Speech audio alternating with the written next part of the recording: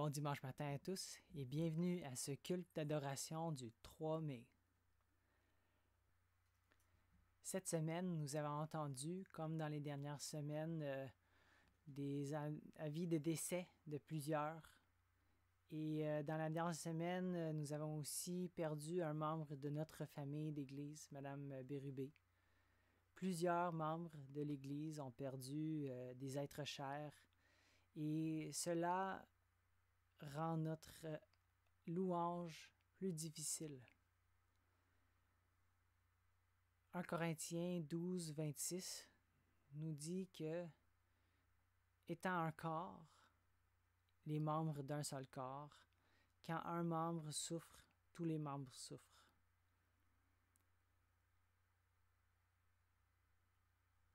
Comme David, nous pouvons communiquer notre désespoir, notre tristesse à Dieu.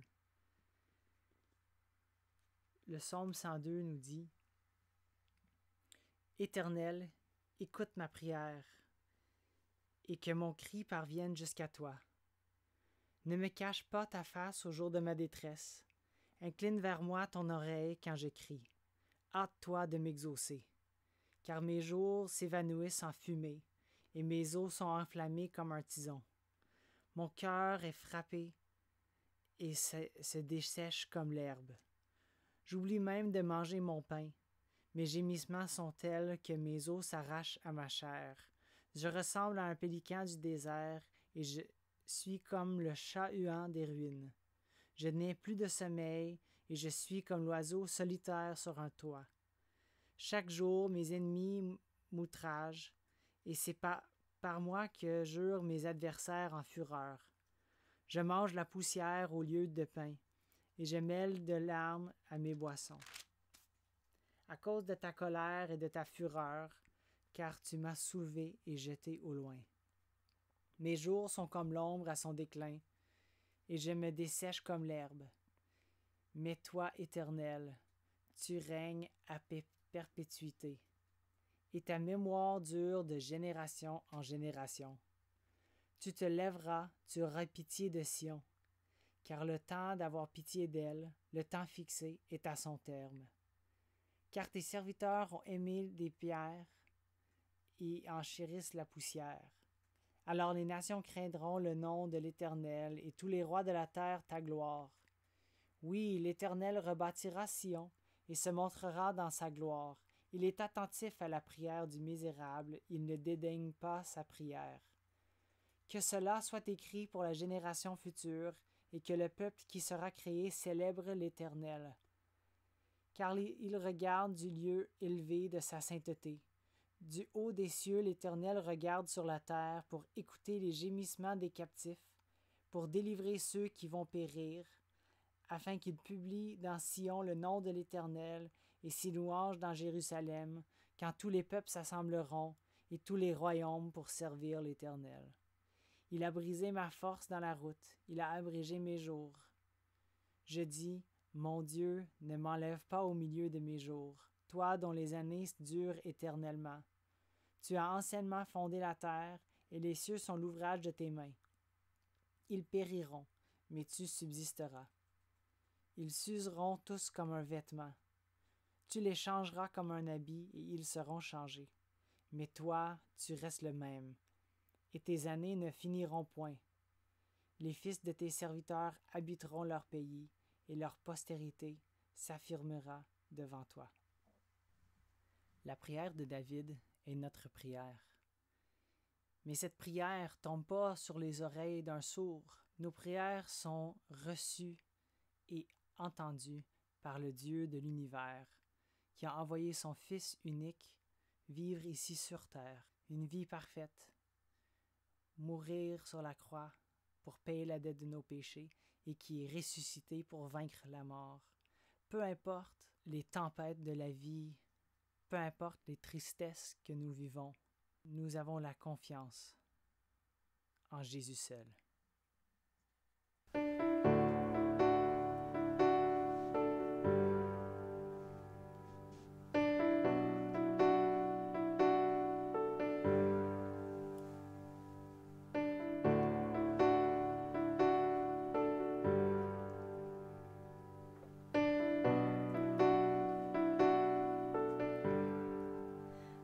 Jésus seul est mon espoir, lui ma lumière, ma force, mon chant, pierre angulaire, solide rempart. Même quand l'orage devient violent, oh quel amour, oh quelle paix, les luttes cessent, la peur se tait, mon réconfort, mon plus grand bien, dans l'amour du Christ je me tiens.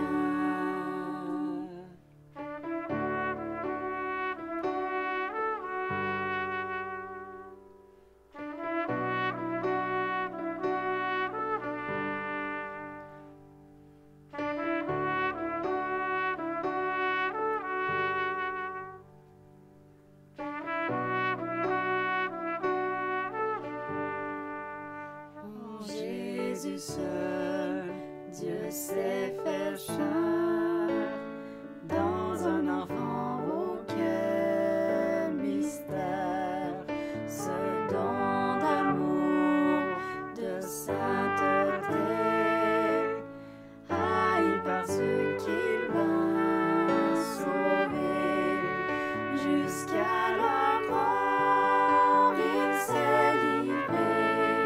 Sur lui la colère est tombée, tous mes péchés, il les a pris. Par l'amour de Jésus, je vis.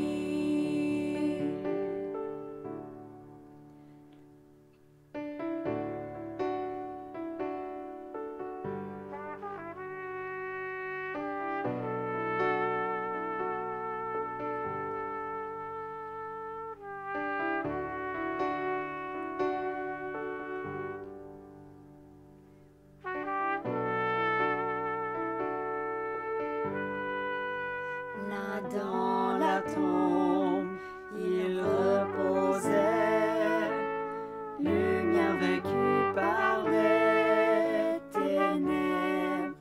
Quel jour glorieux, il apparaît, d'entre les morts il se relève, et sur ma vie, par sa victoire, le péché perd tout son pouvoir. Il est à moi, je suis à lui, racheté par le sang du Christ.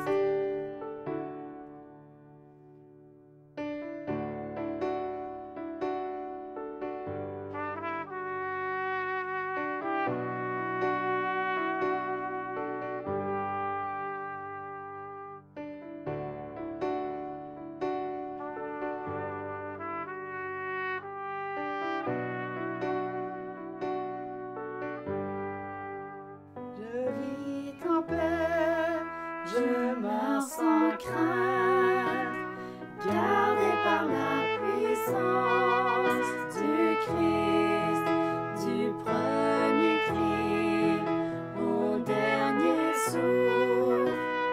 Jésus est maître de ma vie, les plans des hommes ou du malin, le terre arraché de sa main, et qu'il revienne ou me rappelle, par la force du Christ je tiendrai les plans des hommes.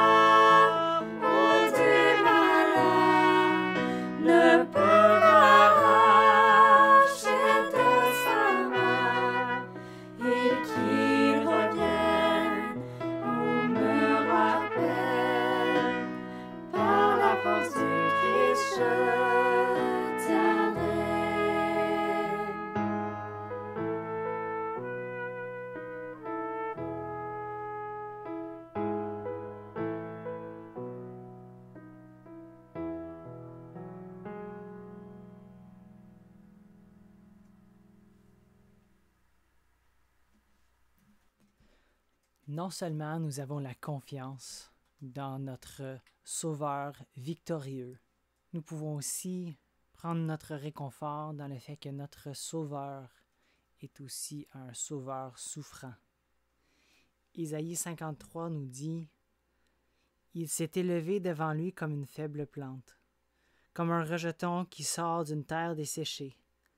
Il n'avait ni beauté ni éclat pour attirer nos regards, et son aspect n'avait rien pour nous plaire.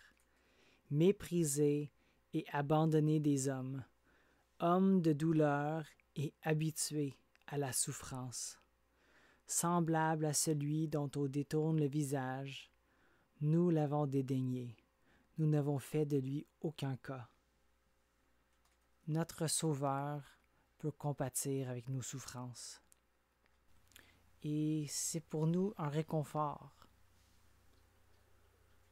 Homme de douleur, Fils de Dieu, trahi par les siens, le fardeau de notre péché sur Jésus fut posé.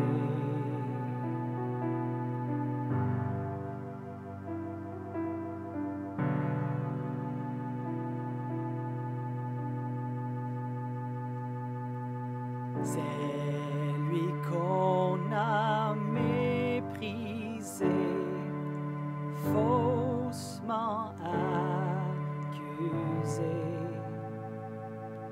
blessé, meurtri et humilié, d'épines couronné.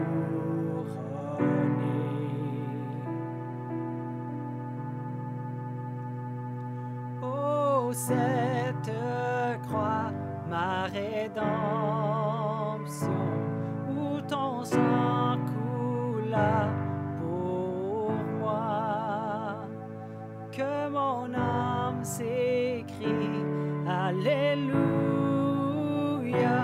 gloire et honneur à toi seul.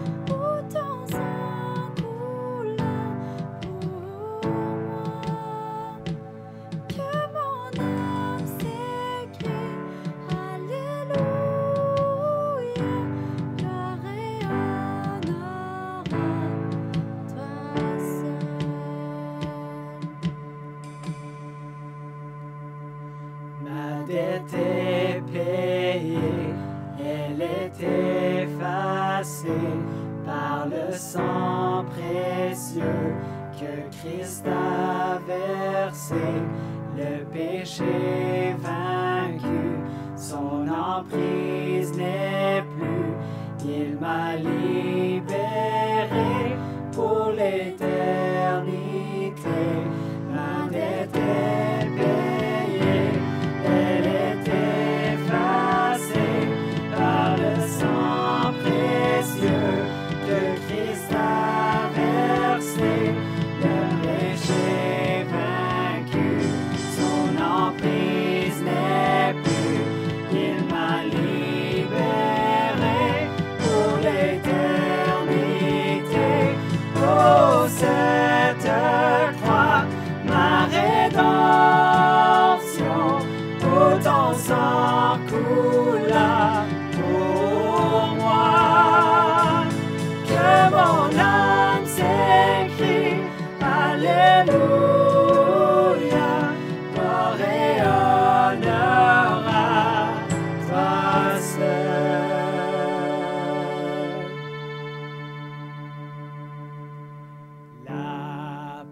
mer a été roulée, au voile le tombeau vide. Alléluia, Dieu soit loué, il est ressuscité. Oh, cette croix, ma rédemption, où ton sang coula pour moi, que mon âme s'écrie, Alléluia, gloire et honneur à toi seul. Oh, cette croix, ma rédemption, où ton sang coula pour moi, que mon âme s'écrie, Alléluia, gloire et honneur à toi seul. Gloire et honneur à toi seul.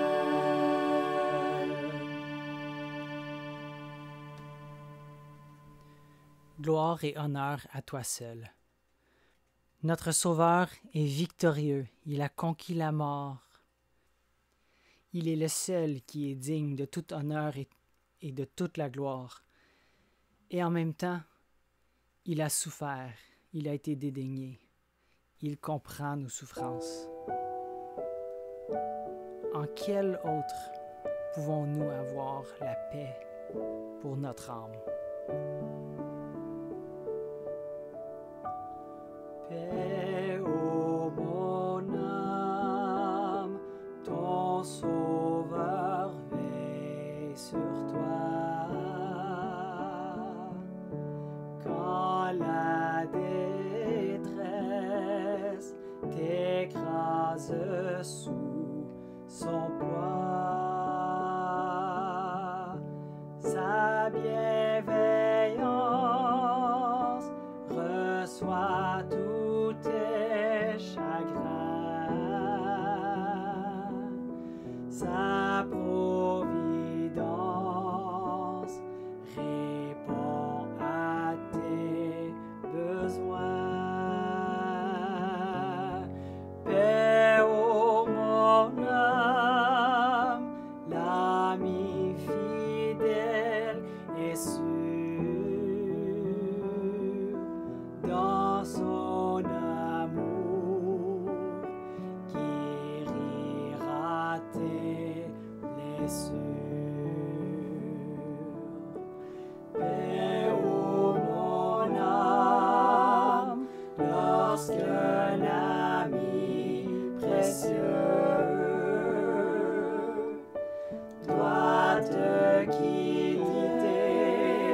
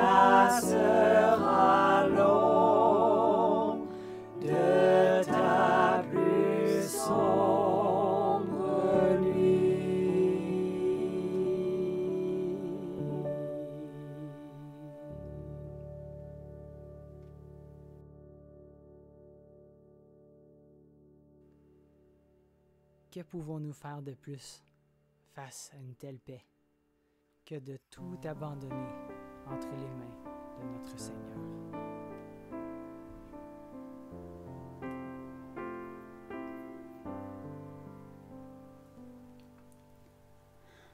Entre tes mains, j'abandonne tout ce que j'appelle le mien. Oh, ne permets à personne, Seigneur, d'en reprendre rien. Oui, prends tout, Seigneur. Oui, prends tout, Seigneur. Entre tes mains, j'abandonne tout avec bonheur.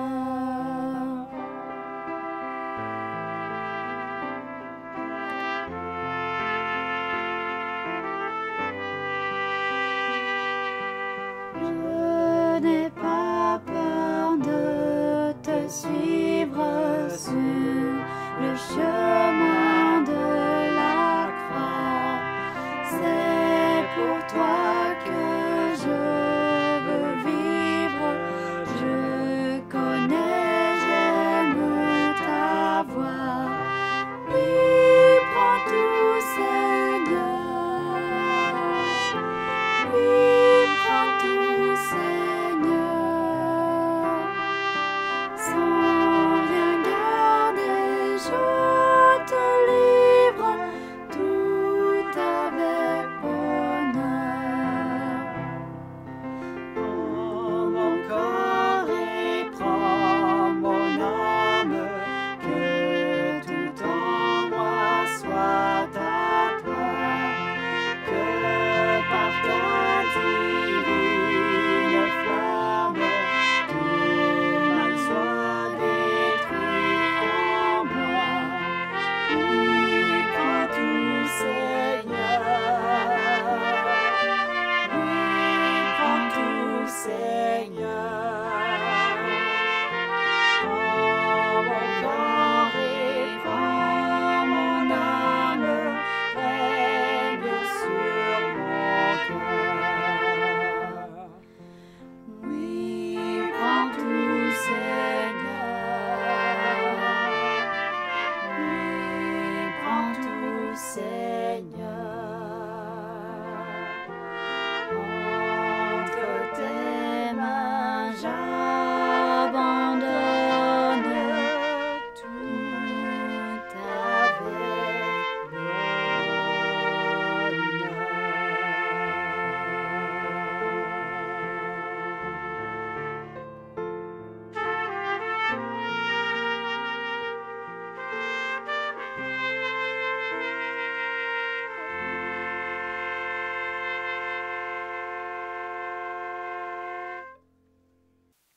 Merci Mathieu et merci Laurent.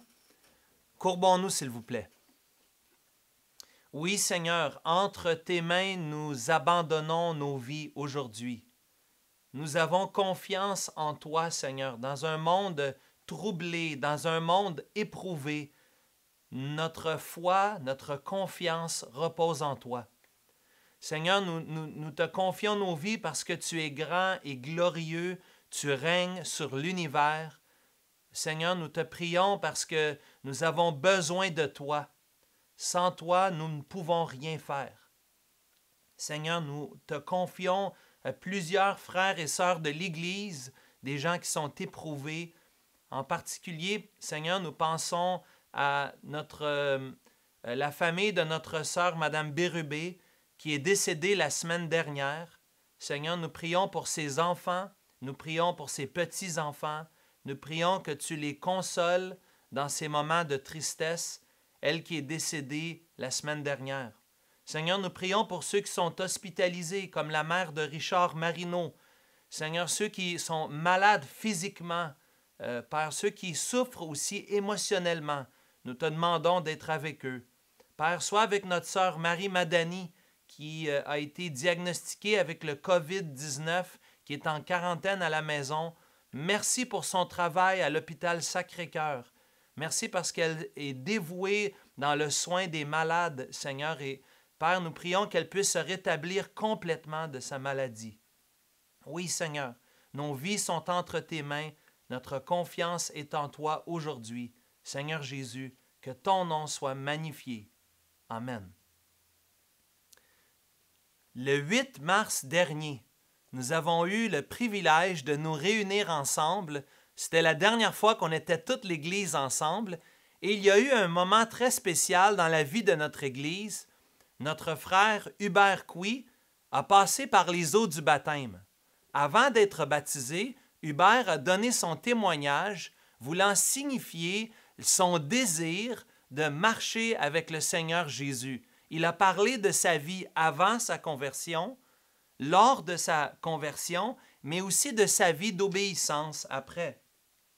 Ce matin, nous allons voir le témoignage de l'apôtre Paul, qui voulait avertir l'Église qui est à Philippe contre les faux enseignants, contre les faux enseignements, en donnant sa propre vie en exemple. Il veut montrer sa vie avant le Seigneur. Il veut montrer sa vie lorsqu'il faisait de son mieux, et on le voit dans Actes chapitre 9. Peut-être que vous pourrez regarder ça cet après-midi dans Actes 9, les premiers versets du chapitre qui racontent la conversion de Paul. Mais nous voyons dans sa vie avant et au moment de sa conversion une transformation radicale dans sa vie. Mais dans la deuxième portion du texte que nous allons voir ce matin, nous allons aussi voir la course et l'espérance dans la vie du croyant qui se voit dans Philippiens chapitre 3. Je vous invite de tourner, s'il vous plaît, dans Philippiens 3 ce matin. Nous sommes dans une série merveilleuse que nous avons intitulée « La joie dans le confinement ». Et aujourd'hui, le décollage se fait immédiatement dès le verset 1. Paul peut dire aux Philippiens, « Au reste, frères, réjouissez-vous dans le Seigneur. Je ne me lasse point de vous écrire les mêmes choses, et pour vous, cela est salutaire. » On pourrait se poser la question, pourquoi cette insistance sur la joie? Est-ce que les Philippiens étaient une église ou des gens caractérisés par une mauvaise humeur ou par une tristesse particulière? Pourquoi c'est si important pour Paul d'insister et de marteler, de frapper sur le clou de la joie? Et avant de regarder cela, juste pour nous d'avoir une perspective, la parole de Dieu, on nous dit qu'il semble qu'il y a plus de 300 références à la joie dans toute la Bible, dont plus de 130 références soit au nom ou au verbe qui signifie la joie ou se réjouir dans le Nouveau Testament. Donc la joie, c'est un sujet qui se voit partout dans la Bible. Et nous voyons ici que Paul veut rappeler aux Philippiens, au milieu de son confinement, que les Philippiens n'ont pas à être attristés, mais ont à être joyeux de voir ce que Paul est en train de vivre et de se réjouir dans le Seigneur. C'est intéressant que Philippiens 3.1 insiste sur le fait que la source et la sphère de la joie, c'est le Seigneur. Ce n'est pas les circonstances, mais plutôt le Seigneur qui est la source et la sphère de notre joie. Et nous allons voir aujourd'hui que connaître Christ change absolument tout dans notre vie, à un point tel que nous devrions, nous les croyants, les Philippiens ici, devraient être les personnes les plus joyeuses sur toute la terre. On devrait être heureux puisque nos péchés ont été pardonnés, puisque nous avons été réconciliés avec Dieu, et cela va au-delà de nos circonstances. Parce que notre joie est dans le Seigneur et non dans nos circonstances. Donc, confinement ou non, santé ou non, épreuve ou non, notre joie ne repose pas sur nous, mais repose sur le Seigneur. Pas sur notre compte de banque, pas sur nos capacités, pas sur nos accomplissements, pas sur nos victoires, pas sur nos réussites, mais notre joie trouve et puise sa source et sa sphère dans le Seigneur. Je crois que Paul dit que c'est salutaire ici dans le but d'introduire son sujet. C'est bon pour eux, c'est bon pour nous de trouver notre joie dans le Seigneur, en particulier dans le contexte des faux enseignants qui apportent de faux enseignements dans le contexte de notre vie. Et aujourd'hui, on va regarder un petit peu ensemble le texte sous 4 différents volets. D'abord, nous allons voir la vie sans Christ ou vivre sans Christ dans les versets 2 à 6. Deuxièmement, nous allons voir ce qui est de connaître Christ dans les versets 7 à 11. Troisièmement, nous allons voir ce qui est de courir vers Christ dans les versets 12 à 16. Et finalement, nous allons voir notre espérance en Christ dans les versets 17 à 21. Donc, vivre sans Christ, connaître Christ, courir vers Christ et espérer en Christ dans Philippiens au chapitre 3. Regardons d'abord la vie sans Christ, parce que Paul avertit, nous allons lire à partir du verset 2, « Prenez garde aux chiens, prenez garde aux mauvais ouvriers, prenez garde aux faux circoncis, car les circoncis, c'est nous. Nous qui rendons à Dieu notre culte par l'Esprit de Dieu, nous qui glorifions en Jésus-Christ et nous qui ne mettons point notre confiance en la chair. Moi aussi, cependant, j'aurais sujet de mettre ma confiance en la chair. Si quelqu'un d'autre croit pouvoir se confier en la chair, je le puis davantage. Moi, circoncis le 8e jour, de la race d'Israël, de la tribu de Benjamin, hébreu né d'hébreu, quant à la loi pharisien, quant aux zèles persécuteurs de l'Église, irréprochable à l'égard de la justice de la loi. Paul ici parle de la vie sans Christ et veut avertir l'Église qui est à Philippe. Paul, de façon paternelle, de façon amoureuse ou avec amour, tendresse pour le peuple de Dieu. Vous allez voir tantôt l'émotion, les larmes même qui viennent dans le texte.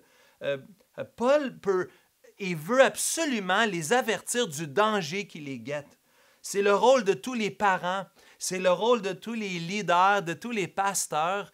Il y a un aspect protecteur dans le leadership et dans la responsabilité parentale. On veut protéger ceux qui sont plus faibles, ceux qui sont moins matures. On veut les avertir des dangers qui les guettent, qui sont autour d'eux. Ici, Paul emploie un vocabulaire très imagé, très fort. Les chiens, pour nous, c'est cute, mais à l'époque, il y avait un aspect répugnant. Il y avait un aspect détestable même des chiens qui rôdaient et qui se promenaient un petit peu partout. Ici, il va parler des mauvais ouvriers et au verset 17, nous allons voir tout à l'heure le contraste entre des mauvais ouvriers et des bons modèles. Finalement, il va parler des circoncis et va les qualifier de faux circoncis. Les circoncis, ce sont ceux qui appliquaient le symbole que Dieu avait donné à Abraham dans l'Ancien Testament pour identifier les mâles qui appartenaient à Dieu. On circoncisait l'organe masculin. Donc, ici, Paul les avertit. Paul avertit l'Église qui est à Philippe contre les dangers. Prends garde, fais attention à ces faux docteurs. Fais attention à ceux qui apportent une fausse doctrine. Et on pourrait se poser la question, mais quel est le message? Quelle est cette fausse doctrine ou ce faux enseignement? Probablement ici, avec le contexte des versets qui suivent, Paul adresse ceux qui sont des judaïsants, c'est-à-dire ceux qui veulent ajouter à la bonne nouvelle de l'Évangile les préceptes de la loi juive, de la loi de l'Ancien Testament. C'est ceux qui veulent remettre le fardeau des sacrifices de la loi de l'Ancien Testament au-dessus du sacrifice de Jésus-Christ. Pour eux, l'œuvre de Christ n'est pas suffisante. Il faut ajouter à l'œuvre de Christ l'obéissance à la loi de Moïse pour être sauvé. Donc, ce que ça veut dire, c'est que ce que Christ a fait, ce n'est pas suffisant. Il faut ajouter l'obéissance pour obtenir le salut. Évidemment, nous parlons ici aux Philippiens du 1er siècle, mais on le sait qu'aujourd'hui, avec les religions que nous voyons dans le monde, ce ne sont pas seulement les Juifs qui croient ce principe. Le principe, c'est-à-dire de faire des bonnes choses pour être sauvé. Plusieurs religions du monde, en fait, toutes les religions du monde, croient qu'en faisant le bien, on peut obtenir le salut et mériter son ciel. Et donc, Paul fait le contraste ici entre les vrais circoncis et les faux circoncis. Et pour faire le contraste, on peut aller voir simplement dans Romains chapitre 2, les versets 28 à 29. Paul va expliquer ce que c'est. Il dit dans Romains 2, verset 28, « Le juif, ce n'est pas celui qui en a à l'extérieur ou au dehors. Et la circoncision n'est pas celle qui est visible dans la chair. Mais le juif, c'est celui qui l'est intérieurement. Et la circoncision, ce n'est pas celle qui est extérieure, mais c'est celle du cœur, selon l'esprit et non selon la lettre. » Paul, dans Romains 2, nous aide à comprendre c'est quoi un vrai circoncis d'un faux circoncis. Un faux circoncis met de l'emphase sur l'apparence extérieure, mais le vrai circoncis a un cœur circoncis, a son intérieur de façon spirituelle. Son cœur a été transformé. Son cœur a placé sa confiance non dans la chair, mais sa confiance en Jésus-Christ. Et c'est intéressant ici dans Philippiens chapitre 2, verset 3, que nous voyons le culte qui est rendu par l'Esprit de Dieu. Déjà, nous voyons cette direction d'une adoration spirituelle, au-delà d'une adoration physique et temporelle. On parle des choses spirituelles par l'Esprit de Dieu qui vit en nous. Paul explique en illustrant de sa propre vie, en donnant son propre témoignage, sa vie avant sa conversion. Et ma pensée initiale ici, lorsque j'avais commencé d'étudier le passage que nous voyons devant nous, quand j'ai pensé aux versets 4 et 5, lorsque Paul parle de mettre sa confiance en sa chair à la fin du verset 3, j'aurais pensé que Paul aurait parlé de sa chair dans le sens d'une vie de débauche. Souvent, lorsqu'on lit dans la Bible, on voit l'aspect charnel, on peut immédiatement penser que c'est la débauche. Un peu comme la vie du fils prodigue. Mais ici, la chair ou la désignation de vivre de façon charnelle, ce n'est pas seulement une vie de débauche, mais tout ce qui peut venir de l'homme, incluant le légalisme ou la religion humaine. Et c'est justement mon ami, le pasteur Patrick Fontaine, pasteur à Repentigny, qui m'a rappelé les paroles de la version Sommeur, qui traduit souvent la chair comme l'homme livré à lui-même. J'aime cette expression, l'homme livré à lui-même. Donc, il peut être livré à lui-même dans la débauche, dans la vie du fils prodigue, mais il peut aussi être livré à lui-même dans le légalisme, la vie du fils aîné. Je fais référence évidemment à Luc chapitre 15 avec l'histoire du fils prodigue. Ici, la vie de l'homme livré à lui-même, c'est l'homme qui n'est pas régénéré, qui n'a pas été racheté, l'homme qui n'est pas converti. Et Paul ici frappe fort. Paul dit, moi, ma chair m'a apporté d'être comme le fils aîné. L'esprit dépend sur Christ, mais la chair dépend sur elle-même, sur soi-même. Et le religieux ici est décrit par l'apôtre Paul. Remarquez dans les versets 4 et 5 où Paul donne son curriculum vitae religieux, où il va parler d'un résumé de sa vie en tant que religieux, en tant de parler de ses accomplissements et comment il a suivi les commandements et les règlements. Vous remarquez simplement, il y en a 7, on ne va pas les regarder en détail, mais circoncis le 8e jour parle d'un bon départ, c'est-à-dire comme tous les mâles juifs devaient le faire déjà au départ, après 8 jours de sa naissance, déjà il était circoncis, il est de la race d'Israël, c'est-à-dire de la nation choisie, donc bon départ, bonne nation, de la bonne tribu même, parce qu'il y avait seulement 2 tribus qui ont resté loyales à David, dont la tribu de Benjamin. Benjamin, c'est la tribu qui avait aussi, dans laquelle on trouvait Jérusalem et le temple. En plus de ça, il peut dire « j'ai été élevé adéquatement selon la tradition hébraïque ». Donc, bon départ, bonne nation, bonne tribu, j'ai été bien élevé. Le 5e, quant à la loi pharisien, j'avais le bon standard, le meilleur standard, parce que je connaissais la loi de l'Ancien Testament et j'étais un légaliste. 6e, il dit, j'avais le bon zèle, la bonne passion, parce que regarde, il se décrit comme étant celui qui était persécuteur de l'Église et il le faisait de façon sincère. Et finalement, on voit la bonne moralité parce que le 7e et dernière description, il dit qu'il était irréprochable à l'égard de la justice et de la loi. Paul peut regarder sa vie religieuse et dire, s'il y a quelqu'un qui pourrait dire qu'il le faisait bien, c'était moi. Mais la religion n'impressionne pas Dieu. Dieu sait de quoi nous sommes faits. Dieu connaît notre cœur. Et Paul, après avoir témoigné de sa propre vie, même de ses bonnes intentions, sans Christ, Paul reconnaît sa perdition. Et on voit le « mais » ici. « Oh, que nous aimons les « mais » dans la Bible.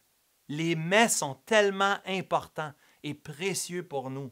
Regardez le « mais » du verset 7, parce que si on a vu premièrement dans les versets 2 à 6 la vie avant, ici nous allons voir cette vie de connaître Christ. Le « mais » ici, Paul peut dire « mais ces choses » au verset 7, qui étaient pour moi des gains. Je les ai regardés comme une perte à cause de Christ. Et même je regarde toutes choses comme une perte à cause de l'excellence de la connaissance. Notez bien, connaissance de Jésus-Christ, mon Seigneur, pour lequel j'ai renoncé à tout. Et je les regarde comme de la boue afin de gagner Christ et d'être trouvé en lui, non avec ma justice, celle qui vient de la loi, mais avec celle qui s'obtient par la foi en Christ, la justice qui vient de Dieu par la foi, afin, pour une deuxième fois, afin de connaître Christ et la puissance de sa résurrection et la communion de ses souffrances, en devenant conforme à lui dans sa mort, pour parvenir, si je puis, à la résurrection des morts.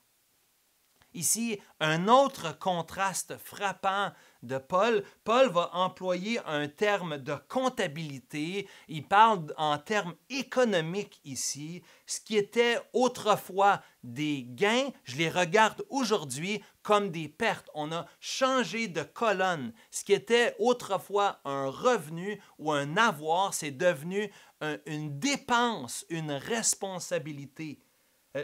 Tout ce qui semblait avoir de la valeur pour lui, c'est rien. Bernard Guy dit que c'est une quête sans valeur. Ça n'a plus de prix, ça n'a pas de valeur. Parce que, remarquez au verset 8, le contraste entre toute chose et Christ. Toute chose, je regarde toute chose comme une perte à cause de l'excellence de Christ, de connaître Christ. Et donc, Paul fait une distinction claire. Toute chose, ça peut inclure la vie de débauche, mais ça peut aussi inclure la vie du religieux, la vie du frère aîné qui était légaliste. Même cela, c'est une perte. Tout cela est une perte. Chaque effort humain, chaque fois qu'on dépend sur nous, c'est une perte. Ce n'est pas un gain, c'est une perte. Parce que Christ est plus excellent, Paul va employer un vocabulaire très fort à la fin du verset 8. Il va parler de la boue. La boue, chers amis, c'est des excréments, c'est du fumier, c'est de la vidange. Paul va dire, c'est de la boue. Toute ma religion, tous mes efforts, ma dépendance sur moi, c'est de la boue, ça vaut rien. Et Paul décrit sa conversion qui l'a changé à tout jamais. C'est dans Acte 9 au verset 1 que Paul a connu le salut. C'est là que Paul a connu le Seigneur Jésus. Il a été rencontré par le Seigneur Jésus. Il n'a plus jamais été le même. Et Paul va marteler ici dans les versets 7, 8 et 10 l'importance de connaître Christ. Le but ultime de la vie chrétienne, d'abord dans notre conversion, mais aussi pour le reste de notre vie, c'est de connaître Christ. C'est l'excellence au verset 8, de connaître Christ. Et encore au verset 10, de connaître Christ dans sa vie chrétienne. Paul dit cela, écoutez bien, après 30 ans de vie chrétienne. Probablement que Paul aurait eu ici 30 ans de vie avec le Seigneur et communique cette passion de connaître Jésus-Christ, de lui ressembler davantage. Et on peut se poser la question en application ici, est-ce que tu peux dire, mon frère, ma sœur, que tu es plus attaché à Jésus-Christ aujourd'hui qu'au départ, au moment de ta conversion? Est-ce que notre amour a grandi ou est-ce qu'on s'est refroidi? Est-ce que l'Église est devenue une religion, des rites, ou est-ce que c'est une relation intime et personnelle? Est-ce que le Seigneur a le droit de regard sur tous les domaines de ta vie ou est-ce qu'il y a des domaines dans ta vie que tu gardes pour toi, que tu gardes séparés de Dieu, que tu ne veux pas laisser le Seigneur émonder et purifier dans ta vie? Et donc ici, Paul va parler de connaître Christ et notre tendance pourrait être de penser de la connaissance intellectuelle, mais il faut se détromper parce qu'au verset 10 et 11, Paul va parler dans des termes d'expérience. Il va au-delà de la sphère intellectuelle. Vous remarquez ici de connaître Christ, la communion de ses souffrances, c'est-à-dire que nous le savons, nous avons une plus grande proximité avec Dieu au travers les souffrances de notre vie. Je me souviens, il y a quelques années, pour ne pas nommer la sœur, mais il y a une sœur qui passait par des moments difficiles avec son cancer, qui, du fond de la salle, avait partagé pour encourager les frères et les sœurs au travers son épreuve.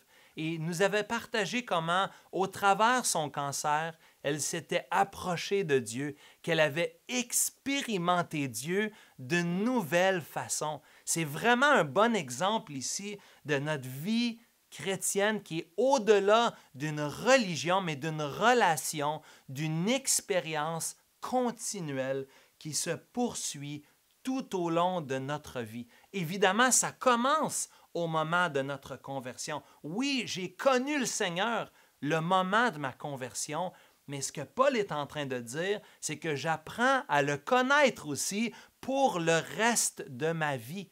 Et je le connais de façon plus intime, de façon plus personnelle. Donc, Paul va parler non seulement de sa conversion, mais va parler aussi d'une relation qui se poursuit. Remarquez ici la course. Remarquez la course dans les versets 12 à 16, cette belle analogie que Paul va employer. Lisons à partir du verset 12.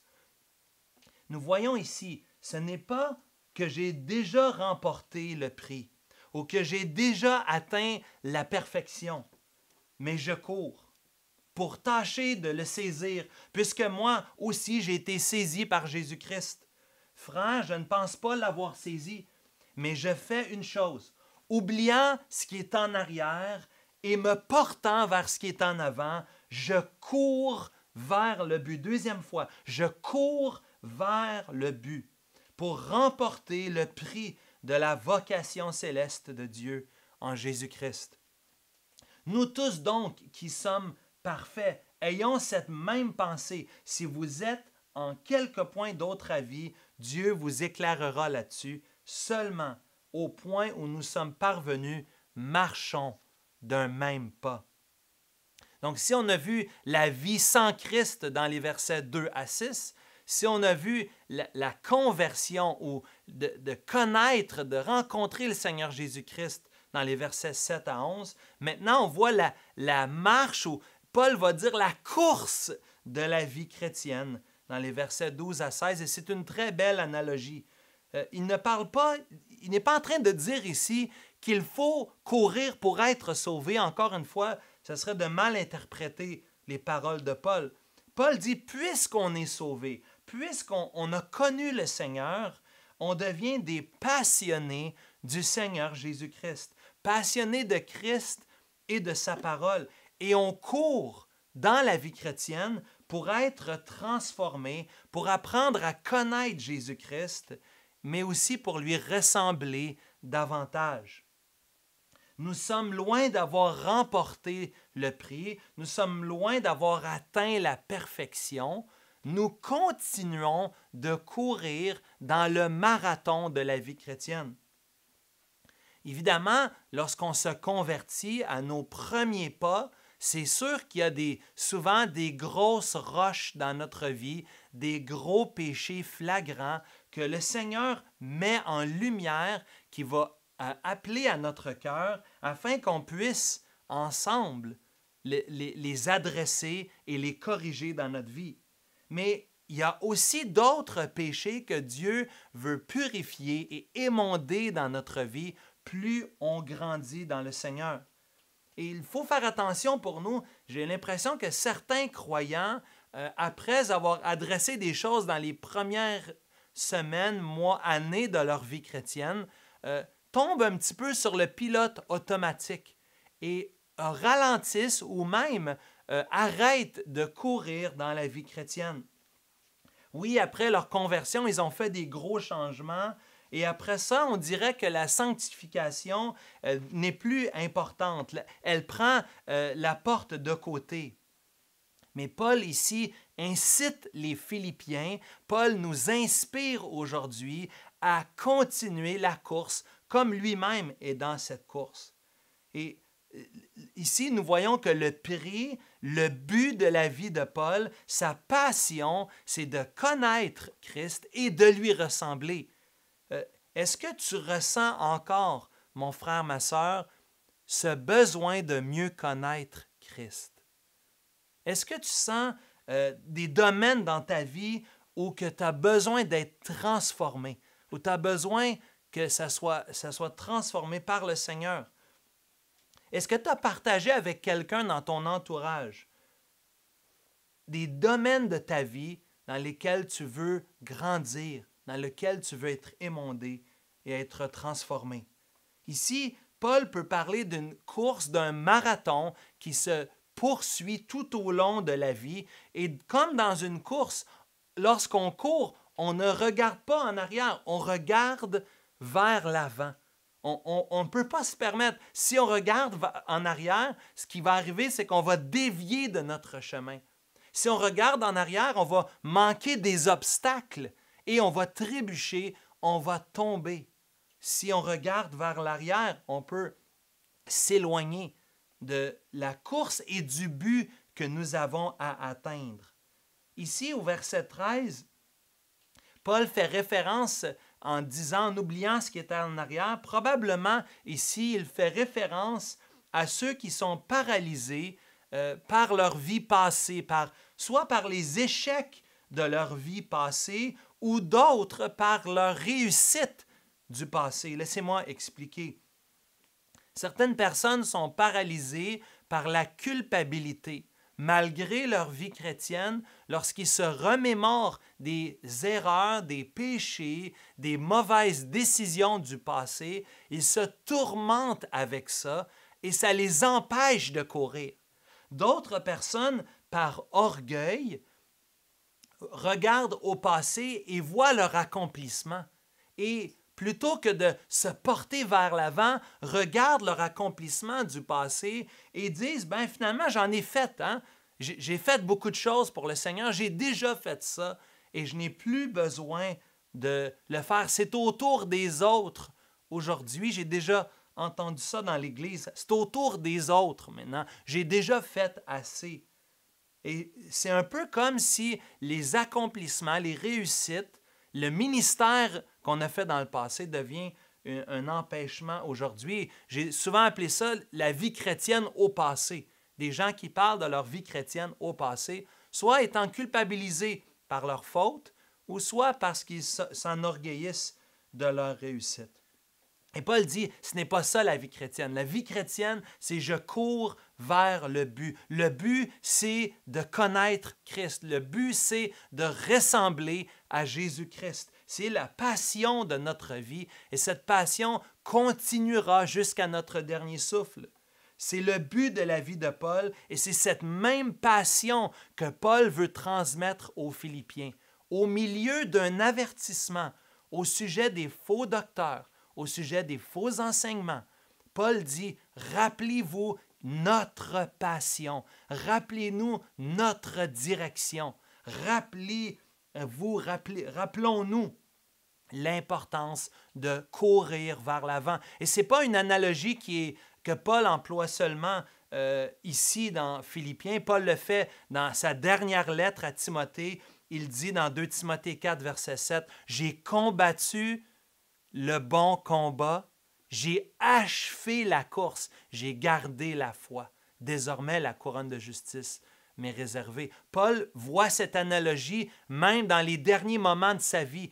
La course de la vie chrétienne, c'est une course à accomplir. L'auteur aux Hébreux nous dit dans Hébreux 12, versets 1 et 2, dans ce superbe passage, « Nous donc aussi, puisque nous sommes aussi environnés d'une si grande nuée de témoins, rejetons tout fardeau et le péché qui nous enveloppe si facilement et courons avec persévérance dans la carrière qui nous est ouverte, ayant les regards fixés sur Jésus, le chef et le consommateur de la foi, qui, en vue de la joie qui lui était réservée, a souffert la croix, méprisé l'ignominie et s'est assis à la droite du trône de Dieu. Ce sont des passages merveilleux et c'est une analogie merveilleuse et très encourageante, inspirante pour nous. Nous sommes dans ce marathon où nos yeux sont fixés sur Jésus, le chef et le consommateur de la foi. Mon frère, ma sœur, est-ce que tu as enlevé tes yeux du but? Est-ce que ça se peut que les épreuves de la vie, les circonstances que nous vivons présentement même avec le confinement, est-ce que c'est possible que tes regards se sont éloignés de Jésus? Est-ce que ça se peut que tu écoutes des enseignements, tu as vu des enseignements sur l'Internet, tu as écouté ce que disent les nouvelles et cette doctrine, si tu veux, qu'on voit le monde qui nous entoure? Est-ce que ça se peut que ça a enlevé tes yeux vers le Seigneur Jésus, de le connaître et de lui ressembler davantage? Où se trouvent tes pensées, tes aspirations, tes affections? Où est-ce que tu passes ton temps? Est-ce que tu passes ton temps pour centrer tes yeux vers le Seigneur Jésus-Christ? Et en terminant ce matin, le quatrième et dernier élément qu'on voit dans ce passage, ceux qui ne connaissent pas Christ dans les versets 2 à 6, ceux qui vivent sans Christ, ceux qui ont connu le Seigneur Jésus-Christ dans les versets 7 à 11, ceux qui courent vers Christ dans les versets 12 à 16, nous voyons finalement le quatrième, ceux qui espèrent en Christ, ceux qui ont l'espérance en Jésus-Christ. Paul peut rappeler aux Philippiens cette espérance que nous avons dans les versets 20 à 21. Mais avant, Paul va leur rappeler qu'il faut chercher des bonnes influences. Il y a des personnes qui nous influencent à garder Christ comme le but et le centre de notre vie.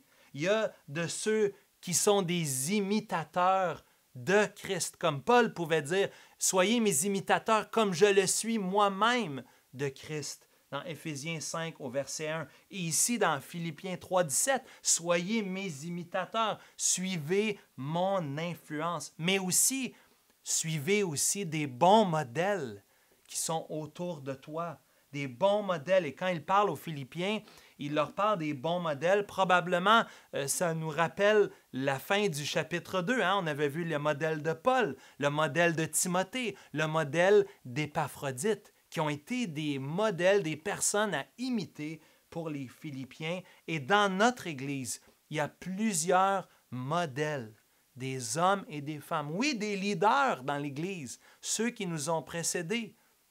On a parlé des anciens, des hommes qui ont été des fondateurs pour notre Église, de notre frère bien-aimé Daniel Lessard, de notre frère Bill Phillips, de notre frère Jean Desmangles, tous trois avec le Seigneur, mais aussi des modèles actuels, et pas seulement les anciens ou les pasteurs, mais aussi ceux et celles qui servent dans l'ombre et qui sont des modèles de foi, des modèles de persévérance dans la course. Et ce sont ces personnes qui nous incitent à continuer de courir, à continuer de marcher avec le Seigneur. Se tenir avec eux, ça veut dire non seulement de regarder et d'écouter ce qu'ils disent, mais aussi de considérer ce qu'ils font, de passer du temps ensemble. Et évidemment, dans les circonstances, c'est difficile. On se voit via les moyens qu'on est capable par téléphone ou de façon en vidéoconférence, mais Paul pouvait dire à Timothée, tu as suivi de près mon enseignement. Oui, mais regarde ce qu'il dit dans 2 Timothée 3, versets 10 et 11. Tu as suivi de près mon enseignement, mais aussi ma conduite, mes résolutions, ma foi, ma douceur, mon amour, ma constance, mes persécutions et mes souffrances. Paul incite Timothée, dans 2 Timothée chapitre 3, de se rappeler ce qu'il a vu chez Paul. Et les modèles que nous avons, des modèles pour nous, ce ne sont pas seulement des modèles en parole, mais des modèles dans leur vie. Et ça m'amène à vous poser la question, chers amis, frères et sœurs, qui sont les modèles dans votre vie? Qui sont les personnes qui ont le plus d'influence? Et ça peut être des personnes ou ça peut être aussi ce qui vous influence. Est-ce que c'est des bonnes influences ou est-ce que ce sont des influences qui vous éloignent de Dieu? Qui imitez-vous? Est-ce qu'il y a des croyants, des disciples de Jésus consacrés, engagés dans la course, qui sont des modèles pour vous et dans votre entourage? Avec qui vous passez votre temps? Qu'est-ce que vous regardez même? On pourrait se poser la question, qu'est-ce que vous regardez le plus? Qu'est-ce que vous lisez le plus? Est-ce que vous vous nourrissez de choses qui vous amènent à regarder à Christ ou des choses qui vous amènent à vous inquiéter? Des choses qui vous amènent dans de faux enseignements ou de fausses doctrines? La parole de Dieu nous montre ici au verset 17 les bons modèles à imiter, contrairement au verset 18, aux ennemis de la croix. Les ennemis de la croix au verset 18, ça pourrait nous faire penser au même groupe que nous avons vu dans les versets 2 et 3, les chiens, les faux circoncis, les faux enseignants, les judaïsants, le fils aîné, autrement dit, celui qui a un problème avec la justification par la foi seulement.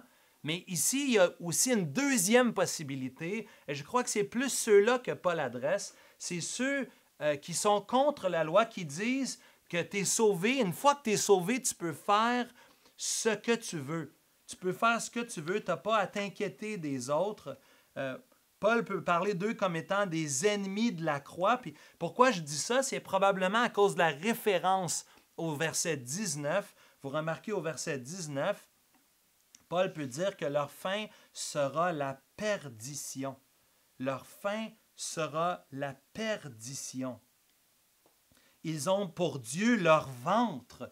Ils mettent leur gloire dans ce qui fait leur honte. il ne pense qu'aux choses de la terre. Ici, on parle probablement du fils prodigue, celui qui a un problème avec la sanctification, celui qui dit maintenant que je suis sauvé, je peux faire n'importe quoi que je veux, ça ne dérange pas. Paul dit ça aussi, c'est un faux enseignement. C'est un faux enseignement d'ajouter à Jésus-Christ en faisant des bonnes œuvres pour gagner son ciel, mais c'est aussi un faux enseignement pour nous, un danger pour nous de dire oui, mais là, je suis sauvé, je peux faire ce que je veux, ça ne dérange pas, Dieu va me pardonner. Non, non, non. Le Seigneur parle contre ça. Et Paul peut dire, et remarquez la référence au verset 19. Paul, il dit, j'en parle encore en pleurant. C'est très fort. Paul ne démontre pas cette émotion. Ça arrive en Actes chapitre 20, verset 28 à 31. Oui, Paul, lorsqu'il parle aux Éphésiens, lorsqu'il parle aux anciens d'Éphèse qui sont à Milet avant de quitter, avant de partir, il leur dit que je vous ai exhorté nuit et jour avec larmes.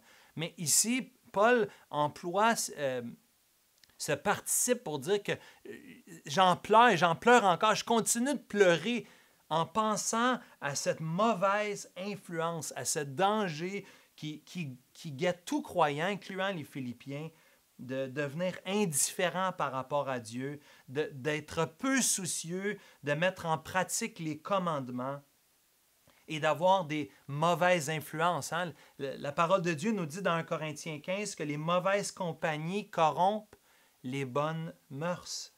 Et ici, dans la vie du croyant, dans la course du croyant, il nous faut, bien-aimés, il nous faut chacun d'entre nous éviter certaines mauvaises influences. Il faut, comme Joseph, fuir en courant.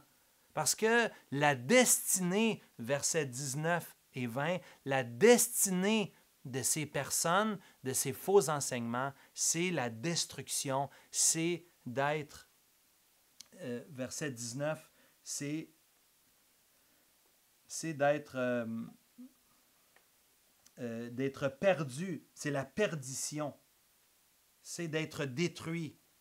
Paul va dire la même chose dans Romains chapitre 16, versets 17 et 18. Il dit, « Je vous exhorte, frères, à prendre garde à ceux qui causent des divisions et des scandales. Au préjudice de l'enseignement que vous avez reçu, éloignez-vous d'eux, car de tels hommes ne servent point Christ, notre Seigneur, mais, encore la même expression, leur propre ventre, et par des paroles douces et flatteuses, séduisent les cœurs simples. » Frères et sœurs, il faut faire attention de ne pas être séduit. Et Paul peut avertir les Philippiens ici de faire attention, de mettre notre cœur, notre espérance en autre chose que le Seigneur Jésus-Christ. Et il termine de façon glorieuse dans les versets 20 à 21 en parlant de la destinée des croyants. Il oppose ici la perdition de ceux qui ne connaissent pas le Seigneur au verset 20, à la cité céleste, cette résidence céleste qui a une grande importance, la résidence pour les Romains du 1er siècle. Mais Paul ici va rappeler aux Philippiens que notre citoyenneté est dans les cieux et nos yeux sont fixés vers le Seigneur Jésus et notre espérance qui est à venir, notre cité céleste, notre citoyenneté, notre identité en Christ est plus grande que nos angoisses, que nos profondes inquiétudes, que nos problèmes, que nos fardeaux, que les stress que nous pouvons vivre. Oui, notre regard est sur le Seigneur Jésus-Christ. Donc, en terminant ce matin, nous avons vu la vie sans Christ. Nous avons vu la vie lorsqu'on connaît Christ et cette course dans laquelle nous sommes engagés, chacun d'entre nous, dans notre vie chrétienne. Et finalement, dans les versets 20 à 21, nous voyons l'espérance qui est en Christ. Oui, notre cité est dans les cieux, où nous attendons aussi, comme le Sauveur, le Seigneur Jésus-Christ, qui transformera notre humiliation en le rendant semblable au corps de sa gloire, par le pouvoir qu'il a de s'assujettir toutes choses. Est-ce que tu vis sans Christ aujourd'hui? Est-ce que tu n'as pas cette espérance? Est-ce que tu vis soit cette vie de licence, de liberté, ou est-ce que tu vis cette vie de légalisme, c'est-à-dire d'essayer d'être une bonne personne pour plaire à Dieu? Paul dit que ça vaut rien, c'est comme de la boue, c'est une perte parce que Christ est tellement excellent. Et est-ce que tu as connu le Seigneur Jésus-Christ comme ton Sauveur, ton Seigneur, ton Maître? Et est-ce que tu cours? Comment va ta course aujourd'hui? Comment va ta course? Es-tu en train de ralentir? Est-ce que tu es pris dans le passé ou est-ce que tu regardes avec d'autres frères et sœurs dans l'Église locale vers l'avant, vers le Seigneur, vers la cité céleste, lui qui est notre seule espérance? Notre joie se trouve en lui. Il est la plus grande motivation pour courir la vie chrétienne, notre Seigneur Jésus-Christ. Et ma prière, c'est qu'aujourd'hui, que chacun d'entre nous, nous puissions vivre pour Christ, que nous puissions nous exciter ensemble dans cette course, oubliant ce qui est en arrière et portant nos regards vers l'avant sur le Seigneur Jésus-Christ. Prions, s'il vous plaît. Père, merci d'avoir envoyé ton Fils. Merci parce qu'en Jésus, nous avons reçu l'Esprit de Christ qui nous permet de t'offrir nos vies comme un culte raisonnable, comme une adoration, comme une célébration. Tu es notre Dieu, nous voulons courir vers toi, Seigneur. Permets que nous puissions confesser nos fautes aujourd'hui. Je te prie pour l'Église, Seigneur, qu'on ne soit pas pris dans le passé, mais qu'ayant les regards fixés vers toi, qu'on puisse apprendre à te connaître davantage et te ressembler de plus en plus. Oui, Père, bénis ton Église aujourd'hui. Nous t'en prions en Jésus. Amen. Venez à moi, vous tous qui êtes fatigués et chargés, et je vous donnerai du repos. Prenez mon joug sur vous et recevez mes instructions, car je suis doux et humble de cœur, et vous trouverez le repos pour vos âmes, car mon joug est doux et mon fardeau léger.